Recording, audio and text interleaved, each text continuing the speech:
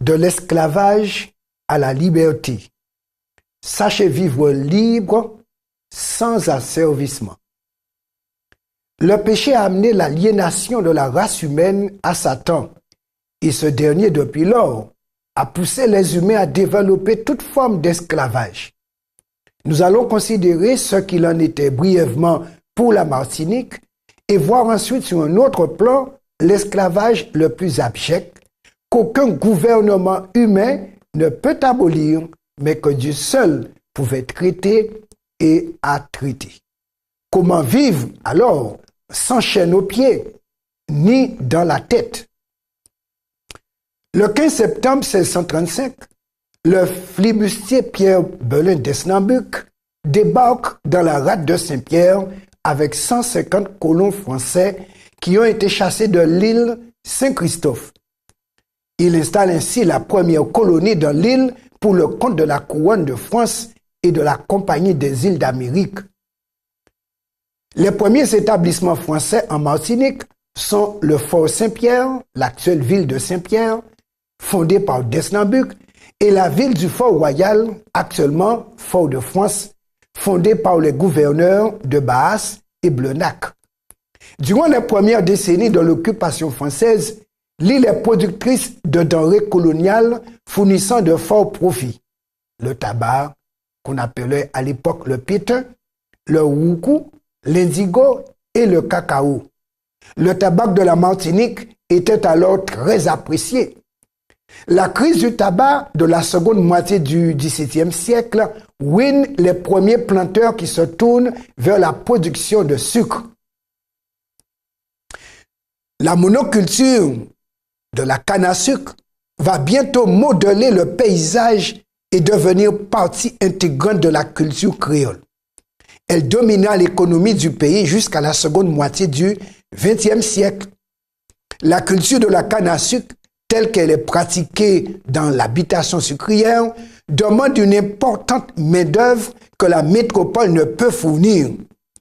Si la culture du cacao ou de l'indigo avait pu se faire avec les engagés, la traite d'esclaves noirs provenant des côtes de l'Afrique est avancée comme unique solution susceptible de fournir les effectifs nécessaires à la culture de la canne à sucre. Les engagés venaient sous contrat avec un planteur pour une durée de 3 ans, d'où leur surnom de 36 mois. Le planteur couvrait les frais du voyage et exigeait ensuite de l'engagé un travail semblable à celui de la main-d'œuvre servile. Mais à la différence de l'esclave, il réussissait à survivre aux terribles conditions de vie et de travail qui lui étaient imposées. L'engagé recouvrait sa liberté à l'issue des 3 années de son contrat et se voyait allouer une terre lui permettant de devenir à son tour planteur. La culture de la canne est synonyme de traite négrière par le commerce triangulaire qu'on a connu, dont on a entendu parler, l'Europe, l'Afrique, l'Amérique, ou plus souvent en droiture, à savoir entre les ports français de Bordeaux, Nantes et la colonie. Par manque chronique d'espèces métalliques, le troc domine tandis que la piraterie maintient le danger même au cours des périodes de paix. L'esclavage se développe à partir de la période de 1671-1674. Les années 1680 vont donner naissance à une explosion du nombre d'esclaves à la Martinique et à la Guadeloupe. La population esclave va passer en 1640 à 1000 esclaves pour arriver jusqu'à 15 000 esclaves en 1741. Maintenant, cette période de l'esclavage, comme on l'a vu, partie depuis 1635, va durer quelques 200 ans. Et c'est le 27 avril 1848 que Victor Schœlcher, alors sous-secrétaire d'État à la Marine et aux colonies de la Seconde République, appose sa signature au bas du décret mettant officiellement fin à l'esclavage. Avant même que la nouvelle n'arrive, les esclaves martiniquais se sont révoltés le 22 mai et obtiennent l'abolition de l'esclavage par le gouverneur Louis de Rostolan le 23 mai. Ainsi, en 1848, la population de Martinique comptait à la veille de l'abolition 121 130 habitants répartis comme suit. 9 542 blancs, 38 729 affranchis et 72 859 esclaves. Et quand on considère le rapport des nombres, on peut dire environ 9 000 blancs contre 100 000 esclaves.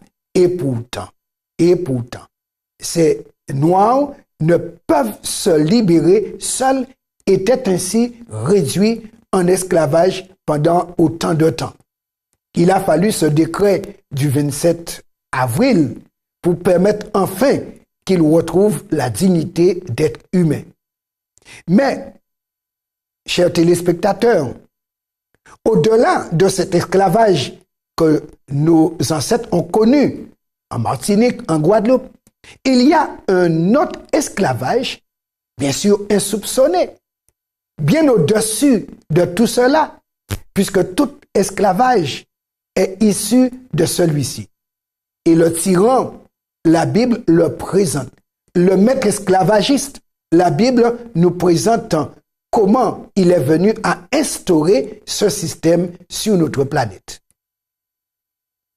Le livre du prophète Ésaïe, au chapitre 14, versets 12 à 17, Dieu nous présente cet événement, ou du moins l'origine de tout esclavage. Te voilà tombé du ciel, astre brillant, fils de l'aurore. Tu es abattu à terre, toi le vainqueur des nations. Tu disais en ton cœur, je monterai au ciel, j'élèverai mon trône au-dessus des étoiles de Dieu. Je m'assierai sur la montagne de l'assemblée à l'extrémité du septentrion. Je monterai sur le sommet des nues, je serai semblable au Très-Haut. Mais tu as été précipité dans le séjour des morts, dans les profondeurs de la fosse. Ceux qui te voient fixent sur toi les regards. Ils te considèrent attentivement. Est-ce là cet homme qui faisait trembler la terre, qui ébranlait les royaumes, qui réduisait le monde en désert, qui ravageait les villes et ne relâchait point ses prisonniers? La Bible présente ici Lucifer, l'ange chuté, l'ange tombé, comme étant le maître esclavagiste, le tyran qui ne lâchait point ses prisonniers, et toute la terre a été sous sa férule. Dans Ésaïe 49, versets 24 à 26, Dieu nous donne un espoir. Nous lisons: le butin du puissant lui sera-t-il enlevé, et la capture faite sur le juste échappera-t-elle? Nous voyons bien la forme de l'esclavage vécu en Afrique, les Noirs captivés et ensuite entraînés par force jusqu'ici. Impossible de se libérer. L'Éternel dit, oui, la capture du puissant lui sera enlevée et le butin du tyran lui échappera. Je combattrai tes ennemis et je sauverai tes fils. Donc ici, Dieu annonce que le maître esclavagiste va se voir privé de la domination sur ses esclaves. Et c'est un bel espoir pour l'humanité entière, toute la planète Terre. Quand nous lisons ce qui est dit dans l'Évangile, voici ce que Jésus nous dit lui-même, puisque l'Éternel a dit qu'il était capable de faire le tyran lâcher prise. Mais comment? Quel sera le libérateur envoyé pour proclamer cette libération? Dans Luc 4, nous lisons verset 16 jusqu'au verset 19, Jésus déclare.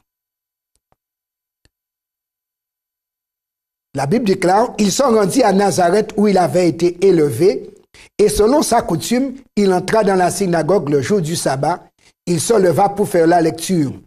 Et on lui remit le livre du prophète Ésaïe. L'ayant déroulé, il trouva l'endroit où il était écrit L'Esprit du Seigneur est sur moi parce qu'il m'a oint pour annoncer une bonne nouvelle aux pauvres. Il m'a envoyé pour guérir ceux qui ont le cœur brisé, pour proclamer aux captifs la délivrance et aux aveugles le recouvrement de la vue, pour envoyer libres les opprimés, pour publier une année de grâce du Seigneur. Chose paradoxale, en un jour de sabbat, jour de repos pour tout le monde, maître et esclave, en un jour de sabbat, Jésus dit, je suis là, venu pour proclamer aux captifs la délivrance. Oui, Jésus est venu et c'était la raison pour laquelle il s'est présenté sur cette planète il y a aujourd'hui, 2017 années. Parce que nous sommes en 2017, après la venue de Jésus sur terre, pour proclamer cette liberté. Maintenant, pour proclamer cette liberté, il fallait bien monnayer cette liberté. Et la monnaie d'échange était le sang. Et c'est ainsi que dans Matthieu 20, verset 28, Jésus nous dit, il va accepter de payer le prix de la négociation. Matthieu 20, verset 28, c'est ainsi que le Fils de l'homme est venu, non pour être servi, mais pour servir et donner sa vie comme la rançon de plusieurs. Il fallait donc acheter tous les esclaves pour les rendre libres. Et le coût était élevé. Jésus va accepter de verser la rançon. Et c'est ainsi que dans Jean 19, verset 30, alors il va signer le coût de la transaction avec son sang. Et la Bible nous dit, lorsqu'il était sur le point de verser la dernière goutte de sang, dans Jean 19, verset 30, il a déclaré, « Tout est accompli. » Et baissant la tête, il rendit l'esprit. Donc, il a signé l'acte de rachat et en même temps l'acte de la proclamation de la liberté pour tous ceux qui étaient esclaves. Aucun gouvernement humain n'aurait pu renvoyer libre l'humanité. Aucun humain ne pouvait avoir l'autorité pour déclarer les hommes libres. Dieu a envoyé son représentant, il s'appelle Jésus, qui veut dire Dieu sauve. Et Dieu nous a sauvés de cet esclavage des mains du tyran parce que Lucifer ne laissait partir personne. Maintenant, aujourd'hui, il nous faudrait croire en cette libération proclamée il y a déjà près de 2000 ans, puisque en l'an 31, Jésus a dit, tout est accompli. J'ai payé, j'ai versé la rançon. Donc l'humanité est rendue libre. Il nous faudrait croire en cette proclamation. Comme aujourd'hui, nous croyons au 22 mai 1848. Il nous faudrait maintenant croire en la proclamation de l'an 31 de notre ère, du 14 Nisan de l'an 31. Date de la proclamation de la liberté générale pour l'humanité. Nous allons lire dans Jean 8, versets 34 et 36, ce que Jésus avait déclaré avant sa mort. Jean 8, verset 34, il dit, « En vérité, je vous le dis, le répliqua Jésus, quiconque se livre au péché est esclave du péché. Et qui n'est pas pécheur, qui peut arrêter de pécher? Ce n'est qu'un souhait, mais on recommence le même jour et on continue le lendemain, ainsi de suite, jusqu'à la mort. Personne n'échappe. » Pourtant, au verset 36, Jésus dit, « Si donc le Fils vous a franchi, vous serez réellement libre. » Quelle belle promesse! Jésus a déjà proclamé la liberté, il a payé le prix du rachat. Maintenant, je peux accepter cette liberté proclamée en y croyant et en passant par Jésus, le Rédempteur, alors je peux recouvrer ma liberté parce qu'il a promis. Dans la première épître de Saint Jean, au chapitre 3, verset 18, c'est là où la Bible nous dit que Jésus, il a de quoi casser la chaîne qui nous retient au péché, parce qu'il a maintenant les clés pour pouvoir agir. 1 Jean, chapitre 3, verset 8, Saint Jean déclare, « Celui qui pêche est du diable, donc propriété du diable. Car le diable pêche dès le commencement. Le Fils de Dieu apparut afin de détruire les œuvres du diable. » Donc Jésus est le seul capable de briser la chaîne qui me lie au diable de par ma nature déchue. Jésus donc peut m'affranchir de ce lien avec le diable. D'ailleurs, dans Galates chapitre 4, verset 28 jusqu'au chapitre 5, voici comment l'apôtre Paul explique cette possibilité qui nous est offerte. Galates chapitre 4, verset 28. Pour vous, frères, comme Isaac, vous êtes enfants de la promesse. Et de même qu'alors, celui qui était né selon la chair persécutait celui qui était né selon l'esprit, ainsi en est-il encore. Mais quand dit l'Écriture, chasse l'esclave et son fils, car le fils esclave n'héritera pas avec le fils de la femme libre. C'est pourquoi, frères, nous ne sommes pas enfants de l'esclave, mais de la femme libre. C'est pour la liberté que Christ nous a affranchis. Demeurez donc fermes et ne vous laissez pas mettre de nouveau sous le joug de la servitude. Donc Jésus ayant proclamé la liberté pour nous, aujourd'hui nous sommes des enfants libres. Par contre, l'apôtre nous dit, nous pouvons à nouveau volontairement nous refaire esclaves. Car tout libre peut se faire esclave, peut devenir esclave. Et il nous invite, maintenant que Christ nous a libérés, on doit demeurer libre. Donc croire qu'on est libre et vivre libre. Mais trop souvent, alors Satan a fait en sorte de nous avoir par suggestion, en nous disant, toi, tu n'es pas libre, car tu pêches toujours et tu pécheras toujours. Et nous disons, pauvre pécheur que je suis. Quand on croit qu'on est un pauvre pécheur et qu'on ne croit pas que Jésus nous a libérés, alors la chaîne reste dans notre tête alors que Jésus a de la chaîne. C'est ainsi que Dieu voudrait que nous cultivions la foi. La foi qui nous permet de croire que nous sommes libres. Cette foi qui nous permet de vivre libre aussi. Du moins, dans l'épître aux Romains, chapitre 1er, versets 16 et 17, voici ce que saint Paul nous dit. Car j'en ai point honte de l'évangile, c'est une puissance de Dieu pour le salut de quiconque croit, du juif premièrement, puis du grec, parce qu'en lui est révélée la justice de Dieu par la foi et pour la foi, selon qu'il est écrit, le juste vivra par la foi. Donc si on veut vivre sans péché, vivre libre, c'est par la foi, en croyant en la libération que Jésus nous a apportée, qu'il a rendu effectif par sa mort, en disant tout est accompli, acte de libération signé par son sang. Si nous croyons cela, il y a du pouvoir dans le sang de Jésus pour que nous puissions vivre libres de Satan, attachés à Dieu, libres du péché, maintenant servant Dieu. D'ailleurs, ce même apôtre va nous expliciter le comment. Dans le chapitre 6 de Romains, versets 1 à 4, il nous dit, « Qu'en dirons-nous donc? Demeurerions-nous dans le péché afin que la grâce abonde?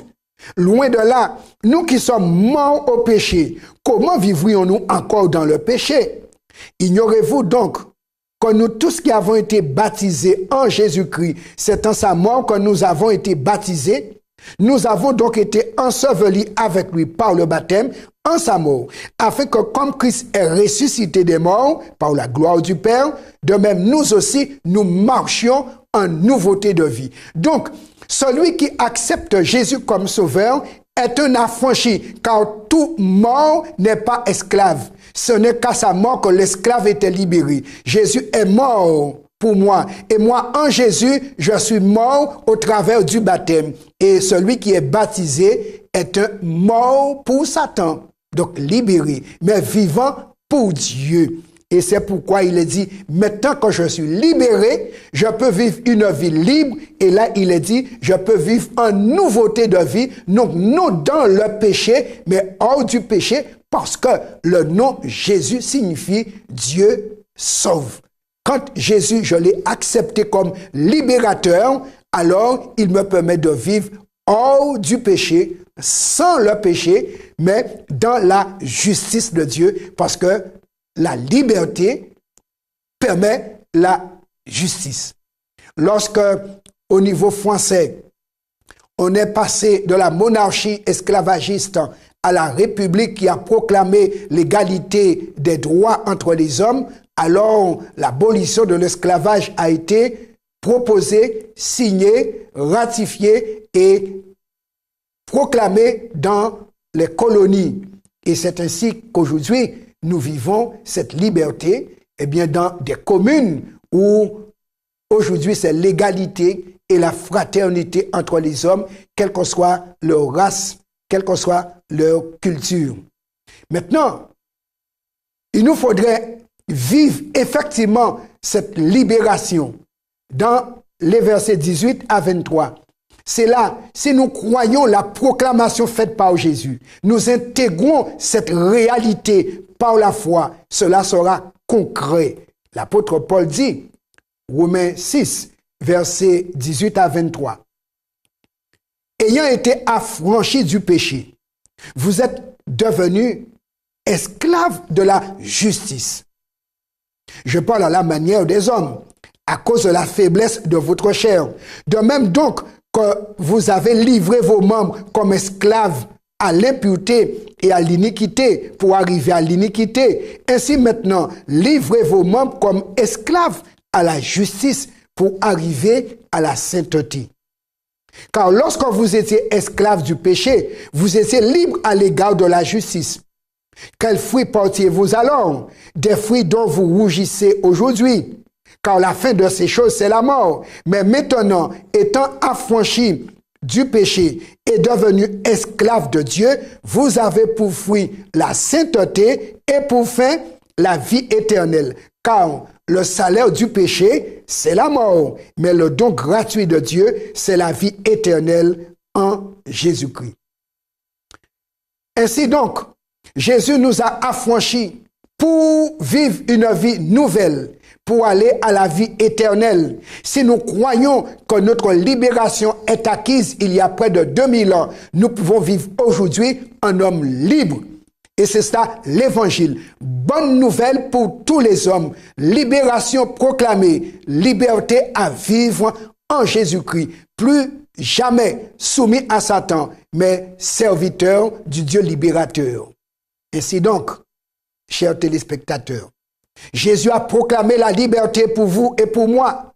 Satan nous garde esclaves si nous le voulons, comme Jésus l'a dit, comme Paul l'explique. Si nous nous livrons à nouveau, Satan nous fera esclaves de droit par choix volontaire. Satan nous garde esclaves si nous le décidons. Mais Dieu nous donne la capacité du libre arbitre encore pour choisir à quel maître appartenir. Dieu nous a libérés pour le servir sans asservissement, mais volontairement par amour. Et c'est pour cela que Satan, il veut nous détourner de Dieu pour nous ramener à l'esclavage par ruse. Et il a recours à 3 moyens: tentation, séduction et persécution. Lorsque Satan utilise la tentation, c'est pour que ce soit par mes désirs propres que je puisse venir me faire esclave. Quand il utilise la séduction, c'est en me présentant de belles choses pour que je renonce à ma liberté. Et quand il utilise la persécution, alors il me fait mal pour que je puisse me soumettre. Mais alors, la Bible nous dit que nous pouvons résister à ces stratagèmes de Satan, sachant que maintenant, nous sommes libres. Lorsque, pour la Guadeloupe, Louis Delgrès devait être ramené à l'esclavage par Napoléon, alors, voulant garder la liberté acquise, il a dit à ses concitoyens: vivre libre ou mourir. L'Évangile nous propose la même chose. Vivre libre en Jésus ou mourir libre à cause de Jésus. Et Jésus nous dit, dans Apocalypse 2, versets 10 et 11, de choisir dans la persécution, de mourir pour lui, plutôt que de rester vivant dans un esclavage abject dont l'issue fatale sera toujours la mort et la mort éternelle. Dans Apocalypse 2, il nous dit ceci. Parce que nous avons peur de souffrir, peur de mourir, mais la mort viendra à tous les coups pour l'esclave. Voilà pourquoi, nous ayant affranchis, il nous dit, ne crains pas ce que tu vas souffrir. Voici, le diable jettera quelques-uns de vous en prison, prison physique, afin que vous soyez éprouvés. Et vous aurez une tribulation de 10 jours. Sois fidèle jusqu'à la mort, et je te donnerai la couronne de vie. Que celui qui a des oreilles entende ce que l'Esprit dit aux églises. Celui qui vaincra n'aura pas à souffrir la seconde mort. Notre victoire consiste à garder par la foi cette liberté proclamée par Jésus le 14 Nisan 31, mais reçue aujourd'hui au 21e siècle pour pouvoir demeurer ferme, libre. Alors, si le diable nous tue, mourons libres en Jésus, car celui qui meurt en Jésus a déjà la couronne de vie qui lui est réservée. Mais mourir esclave de Satan, c'est aller au néant pour toujours. Alors, vivons la liberté en Jésus et par Jésus.